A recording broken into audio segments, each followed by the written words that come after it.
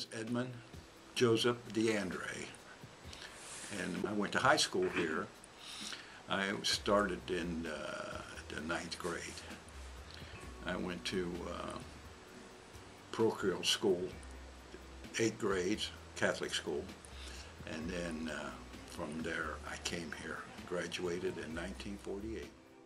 I'm Barbara Martin. I was Barbara Skinner, and I was here at Linden McKinley in 1958 through 1964. Started here as a 7th grader and graduated in 64. I was a cheerleader here for 3 years, and all of that was wonderful. Did all of the sports, and we used to have a dance team called the Lindenettes, and I did that. And we had wonderful variety shows that were just knocked down good, great variety shows, where we filled the auditorium from Thursday night through Sunday afternoon, with the music and the dancing and everything. And it was really, really good. And then just all the people. There are still probably 50 of us that see each other all the time. And I walked to ball games. You know, one of the nicest things was at 6 o'clock at night, everybody would leave their house at the same time and walk to the football games, and they'd be carrying blankets and everything, and it was an event. You know, this was a huge school, and everybody knew each other, and it was a real neighborhood school. It was wonderful. My full name is James E. Ray, and people call me Jim. I started at Linden McKinley Junior Senior High School in 1942 in the 7th grade. I came here from what used to be called 11th Avenue School, way down in 11th and Cleveland. In my high school time, one of the teachers, who must have been a speech teacher, took a liking to me and helped me concentrate more on speech. And as a result, I gave the senior class talk. The student always gives a talk at the graduation. I give them to do that. I went to the original March on Washington and heard Dr. King give his I Have a Dream speech, which totally changed my life. And as a result, I was on picket lines in the South, and I did all that kind of stuff for many years in the 60s. And that also helped to change my life. So a lot of that, I go back here to this woman that got me up on my feet to speak and talk in front of people, and I was comfortable with that, and so I still am. Pratt Woda. I graduated from Linden McKinley in 1948. Well, actually, I'm sure you realize the school was quite different than it is now, but we had our class was a nice close-knit group, and I think we all got along real well. There were seldom any fights. If so, we were sent to the office immediately and it was taken care of. And then if we got in trouble at school, we got in big trouble at home. I was in the drama group, enjoyed that, and we had a great drama teacher at that time. Jeff Fraser, graduated from Linden in 1968. Played on the 67 State Championship Ball Club. I started here in 66. My sister was a senior. We had 3 of us come through here. My oldest sister, me, and then my sister, a year younger than I am, came through here. Big thing I remember coming here is I scared to death. You know, big school, 3 stories, you know, never been here. Really, quite honestly, I had never heard of Chicarella, the coach here, until I got here.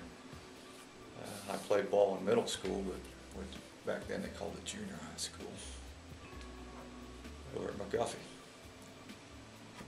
I went to Linden Elementary, so I come through all the way through here. Just being scared, you know, big place. A lot of good fond memories. Had a good time here. Had a really good time here. Just the camaraderie of the school. I mean, like the ball players, you know, the team. We got along tremendously, you know, and we always had a lot of fun. Skip and Clem and all of us, and there was no there was no prima donnas on that team. You know, and that really made it nice. My name is Larry Darnell Mays. My relationship with Linden is that I attended Linden McKinley High School from 67 through 69. I played basketball here. My coach was Vincent J. Ciccarilla, and I grew up in the neighborhood. Matter of fact, about 12 doors from this school, the first state championships team here at Linden, I played on that team, and it was just an unforgettable time in my life. I'd never participated in anything that extraordinary, and that was back in 67, 68, when we beat East High School for the district finals, went on to play Canton McKinley, and then we won the state championship playing in St. John's Arena at that time, beating Cleveland East Tech. My name is Mary Lou Palma. Borghese was my name, maiden name. I made a lot of nice friendships here, and it's a very memorable experience. That's why I'm here today. My name's Rodney Kent. I am a 1967 graduate of Linden McKinley High School, now Linden McKinley STEM Academy. I played baseball from Little League all the way up to senior knothole. I was a pitcher, and a gentleman named Victor Souch was my catcher, and he and I played baseball all over the community. And I ended up coming to Linden. He went to Central. Linden has always been, as they say in Under Armour commercials, this is my house. And to this day, I look at Linden McKinley as my house. And I do so with Panther pride. I'm impressed with what's going on. I'm delighted that that the school is doing what it's doing and moving in some really important directions. I like the STEM idea. Lots of places around the country are doing the same thing. And it just looks like they're really wanting to do right by the students and give you a place that you can study and learn and give you the best preparation you can for your rest of your life. So I'm impressed that they didn't just let the high school just go to seed and just then tear it down and forget about it, but it's still here, and that's important. This is just thrilling to see this building, and the idea that you kept the old with the new. I think that that's remarkable. The same floors, the same banisters in the hallways. The library was the one thing. The library and the stadium were the two things that aren't that much changed. Mm-hmm. You know, the library is the same shelves. And to think that you can keep the old with the new, the lockers look the same, the stage, you know, we did all of our shows on the stage, so I went down and up, and that doesn't look any different. The curtain's still maroon, you know, that we had wooden chairs then, mm-hmm. But it's the idea of blending the old with the new and all the new equipment. Oh, what a gift. I am so glad it's being renovated. Linden has such a good history of preparing people well for lives, and now that it's a STEM academy, that will happen again. I think it's a beautiful school, and I certainly hope the students get as much out of it as we did when we went. I'm one of those people, because I'm a Linden person. I always check the scores, and always disappointed. Always disappointed when Linden comes up, you know, especially in basketball. We had such a, fantastic program going here, and then it just went downhill. Right now, I think with the renovation of Linden McKinley and on the things that I've been able to see today, this is going to be the catalyst for bringing Linden McKinley, not just the high school, but the community back to prominence and where it was as what I call a community-based school. I think it'll be able to create community wealth, which is not necessarily money, but community wealth to me is safe streets, having access to good medical facilities, having access to good education, being able to feel safe. Beautiful school, just beautiful.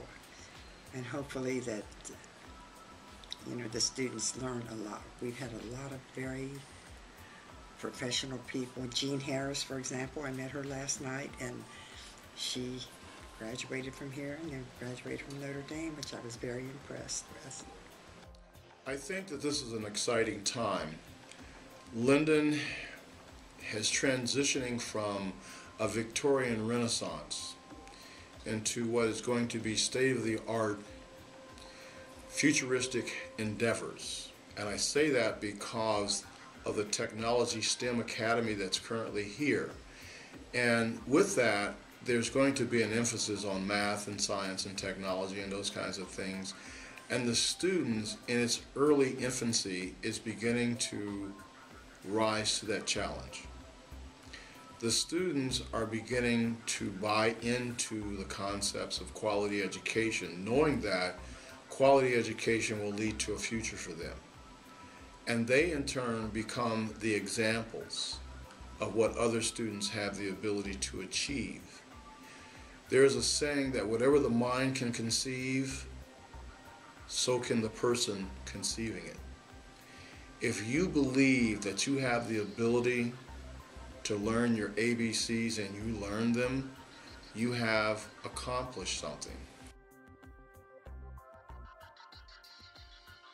I always enjoyed the football games on Friday night in the stadium, and there was the hamburger place down the street called Jim Chuck's, and we always went there after the games and had hamburgers and tried to make out with the girls.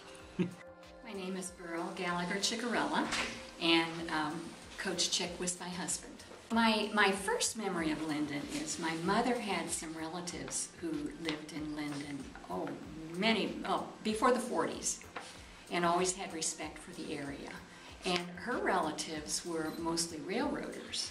So I understand there's a pocket of railroaders here, and a lot of Italians, and a rich history. Other than that, I went to North High School, so Linden was always a rival. Down at one point to the city council meeting downtown Columbus and made a pitch for getting a fire station up in Linden. Got to meet Mayor Rhodes, who became Governor Rhodes. So that experience came out of a high school teacher at Linden that thought I was someone who could speak pretty well on my feet and helped me study more of that area. And as a result, I went to Ohio State and graduated as a speech major with about 50 hours of speech. And then I became a minister. I lived we'd walk to school 10 minutes. We lived just over on 26th Avenue, which is 1 block south of Duxbury and Cleveland, almost to the railroad track. And that's where we lived, and we walked to school every day. And I went to church at a Presbyterian church at Hudson in Cleveland.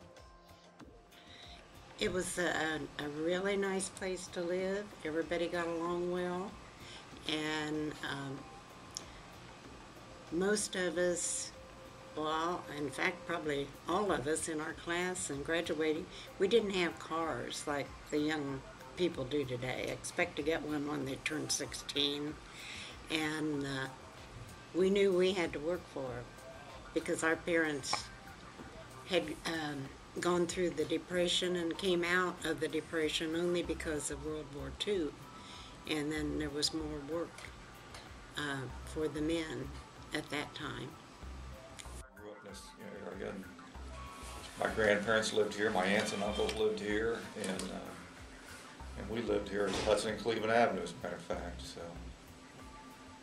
Right across from Elvin's Confectionery that used to be across the street. Matter of fact, my sister's married to Mr. Elvin's grandson, so. Wow. Back in the 60s, the community was mixed. It was not all African American. It was about 60-40, which would be 40% African American and about 60% Caucasian. There was some Italian families that still remained in the neighborhood, and it was just a good, diverse community. Everybody kept their property up, and it was a safe community. We didn't experience the kind of crime that is currently going on now. My relatives lived here in Linden, and I did not, but I, was hoping that someday that my family would be able to move up here, but they didn't. But the Linden community, my uncle had a business here. It was the Linden Memorial. It was like, it's funny because on his front yards he had all these tombstones, but that was his business. And I thought today we would really say, oh my goodness. But I just always liked Linden. It had a very nice reputation. My experiences of Linden past are growing up in a neighborhood that was predominantly Italian, along with Anglo-Saxon, and interacting. So cultural diversity is something that I've grown up with, something I've learned to experience at a very early age.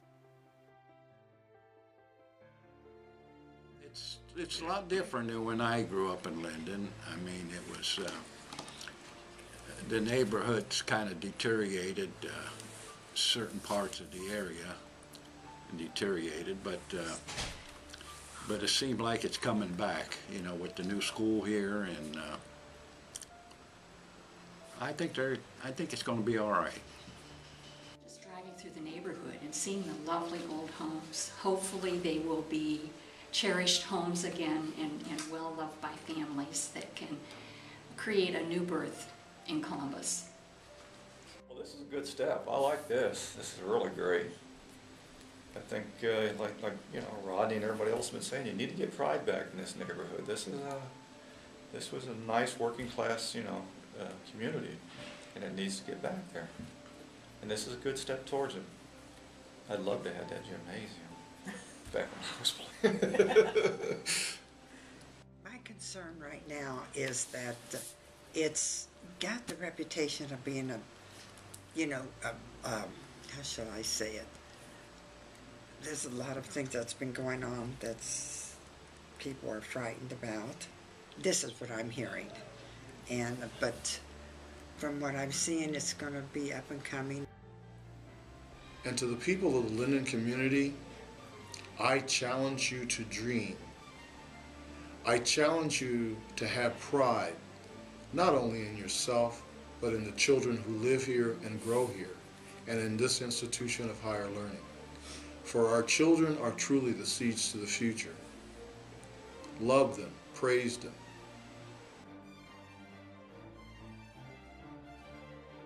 The way it looks, I think it's going to be real good. I think it's going to be a lot better than when I came here. Oh, I think it's rosy. I think with all the efforts that are going on and the interest and the draw of tradition all speak well for its future.